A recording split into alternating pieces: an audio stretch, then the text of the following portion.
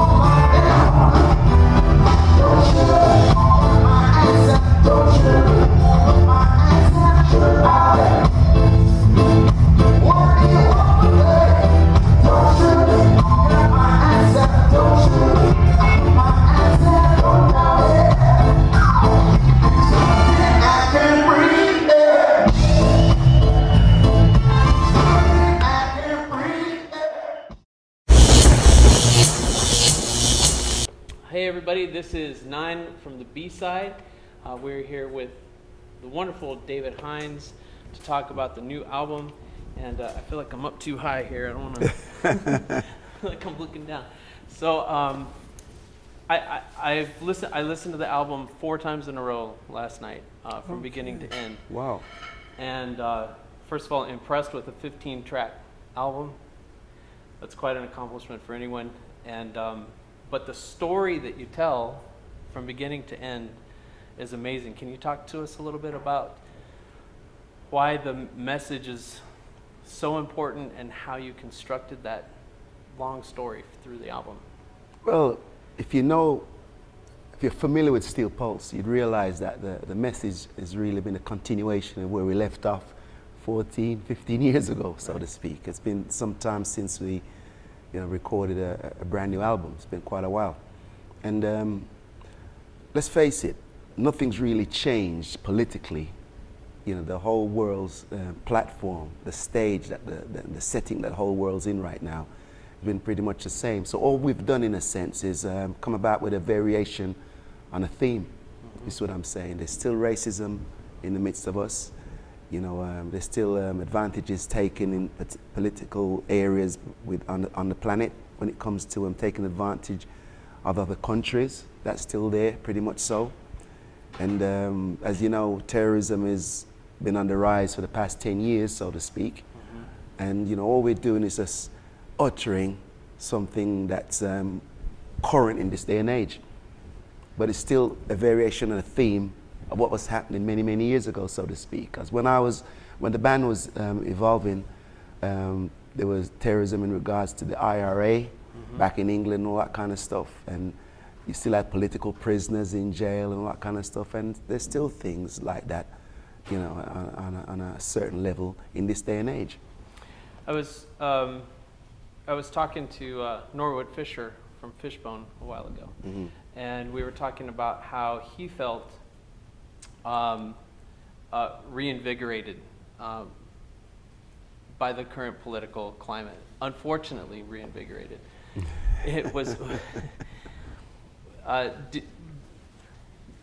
Was this album sort of a necessary kick out for society? Did you feel like you needed to take that step out again? Yes, we have always seen things along those lines, where we, you know, it's a cry out to mankind, and this time round we're trying to say in so many ways, you can make a difference to what's going on. You know, let's make it different. This is why we wrote songs like Thank the Rebels that you've heard. You know, it's people within their society, within their own environment, realizing that they can make a change in their circumstances. So this is what the album's about generally. I love the song Rise. It seems to be a... There you go, Rise. See, that's another song that's about standing up for your rights and going about things and remembering all the things that happened to you and the reason why you should rise, if you see what I'm saying.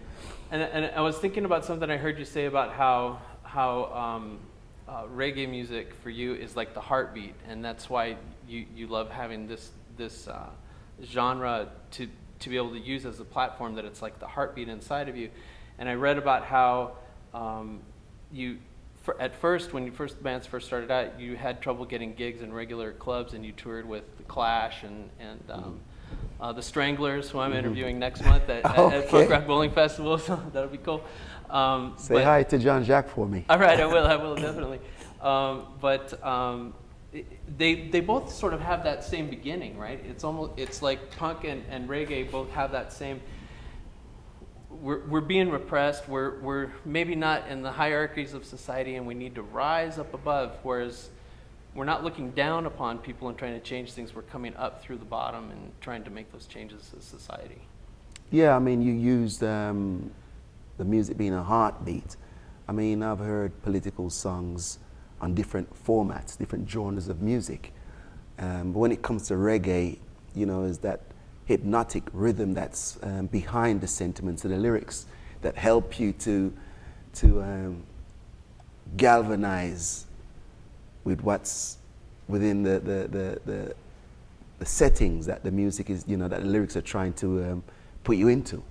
So it sort of helps you to, you know, to flow with what's been said. I mean, I've heard it. I mean, I used to listen to Gil Scott-Heron and, you know, Bob Dylan, and, you know, their music ring true. But there's a different kind of thing, a different kind of essence happening when it comes to political lyrics attached to reggae music. And this is one of the reasons why Bob Marley has been so successful, you know, in that short time frame he's been active. Can you talk to me about the spiritual significance for you of shooting the video for Cry Cry Blood in Pinnacle, and a little bit about the struggle that Pinnacle is going through as far as the developers and people who are trying to take that land? Well, you have to remember Pinnacle, and for those who are not familiar with it, it's a land, it's one of the most self-contained and self-empowered platform, piece of land owned by the recognized first Rastafarian, which is Leonard P. Howell. And this was done as early as the 1940s, which was unheard of in a place like Jamaica. With us evolving from a British standpoint with Rastafari and trying to acknowledge the achievement, such a great achievement by Leonard P. Howell and Rastafari as an entity in Jamaica, we thought it was necessary to run parallel the lyrics that we have with what actually happened in Pinnacle, you know, the several raids that it had by the establishment over the years. And we can't forget Coral Gardens as well, which is another establishment on a similar basis which is on the northern part of the island, northwest part of the island, in Montego Bay area. Right.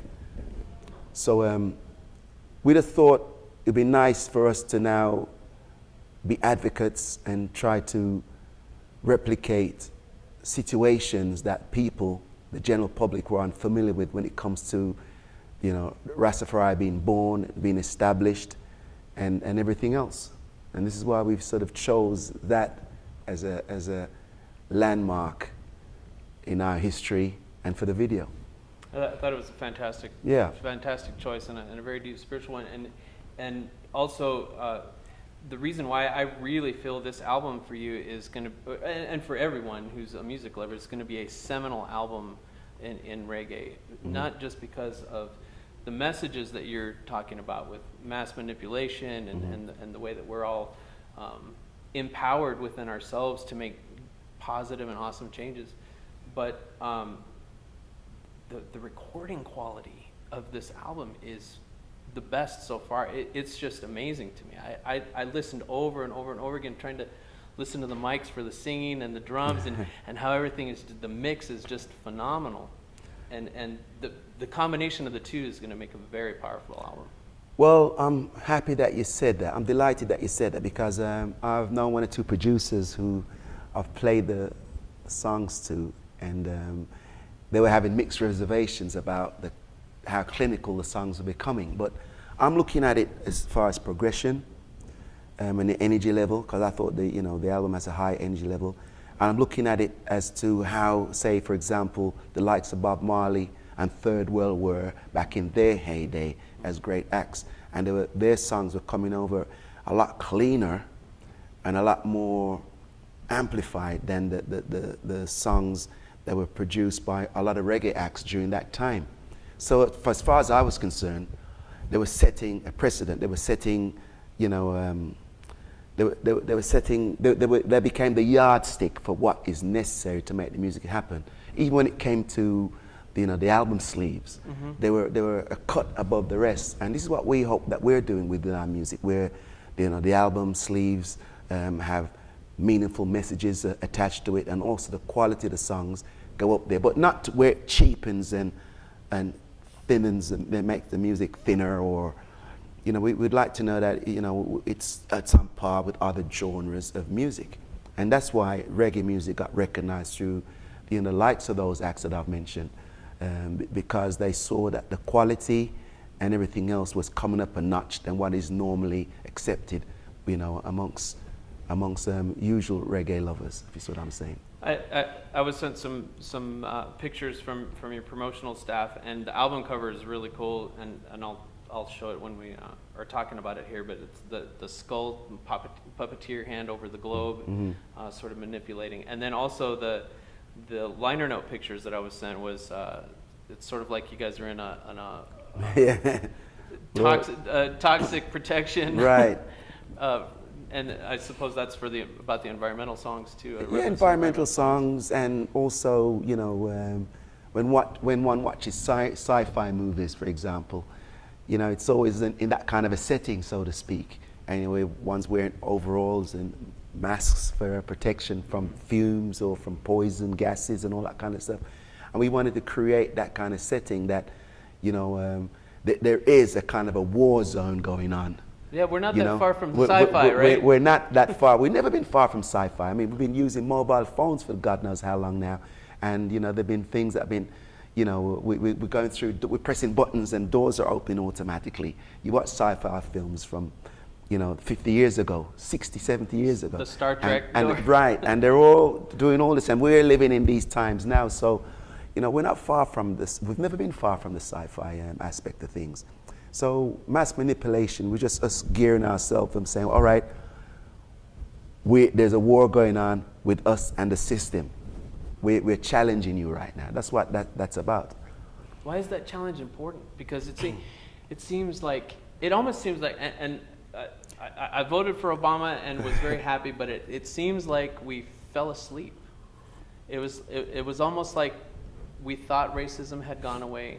We thought the environment was going to be protected, and then the carpet got pulled out from under our feet, Well, that's why the challenge is necessary, because, I mean, look where it's left us right now. You know, it's left us with racism right across the planet.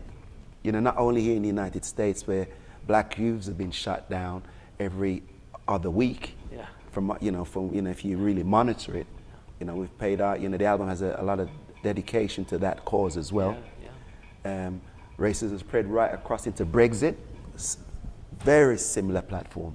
It was the whole reason for the yes vote. Yes. The entire reason. Yeah, so, you know, because anyone who knows anything about economics would know that that was not a great move. well, it's not a great move, but let's put it this way. From what I've known England always has a way of finding itself out of sticky situations. And, you know, as problematic as it might appear to be, you know, I think many years down the line, England's going to find its way how to get out of the situation. That's what England does. Okay. Yeah, so, you know, it's one of those things. But I'm not saying it's right. Yeah. You know, this world belongs to everybody, and sooner everyone realizes it, the better. You know, like a friend has pointed out to me, this world is like a car with 4 tires. And if one goes flat, no one's getting anywhere.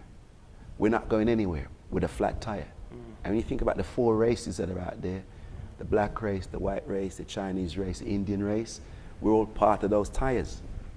And the moment one is deflated, the rest is not going to go anywhere. But the problem we have is that the other 3 tires, which is the other 3 races, don't realize that. You see what I'm saying? And right now, Africa is in a quagmire where everybody's taken advantage of it over the years. And this is one of the other things that we've put on the album, you know, the advantage that has been taken of Africa over the years as well. And not realizing that over time, mankind's going to all of a sudden grind itself to a halt, because they're going to realize that, hey, we've got to bring everybody up to make us work and continue as the human race. You see what I'm saying? I absolutely do. Yeah. Is that the meaning behind the word nation as it's used in Rastafari speak and also in reggae music? Build us a nation, make us a nation, make us one nation. Is that the overall concept of bringing everyone up to that? Yeah, I mean, when you write lyrics, it can be interpreted in all kinds of ways, and usually it's interpreted to the cause that matters most. You see what I'm saying? So there's so much different interpretations of that. And like I said, everybody interprets things their own way, and one tends to interpret things to what matters most to them at this moment in time. And right now, mankind does need a lifting. It does. And I appreciate you bringing this album to us, because it is a lift. It's a as Michael would say, it's a kick in the pants to get going and to motivate, but it's also, it's not a hopelessness thing. It's a we can do something, and let's do it together. Yeah, I hope, you know, on listening to this album, everyone could act upon what's been said on it, and, you know, the hell with this politics where it's suppressing other races to appear strong when in actual fact you're not. Yeah. So we hope this can be like the catalyst or a renaissance, a rebirth of what should be and what can be and what will happen if we play the right cards to make it happen. It's an excellent way for us to go out. Thank you so much for being on the B-side. We appreciate the talk. All right. I hope to see you in Monterey at the Roots Festival. Right. We'll be there. Right. It's California, right? California. Yeah, Monterey, California. Everyone, this is David Hinds from Steel Pulse. Please check out the new album, Mass Manipulation, and the video is coming out in a week, I hear. So yes, it's going to be posted on the B-side as well. So come check out the shows and check out Steel Pulse's tour dates. We have still a bunch of shows coming up. Thanks, everybody. Peace. And we're thanking you for all the support you've given us through our 40-odd year legacy. Our respect.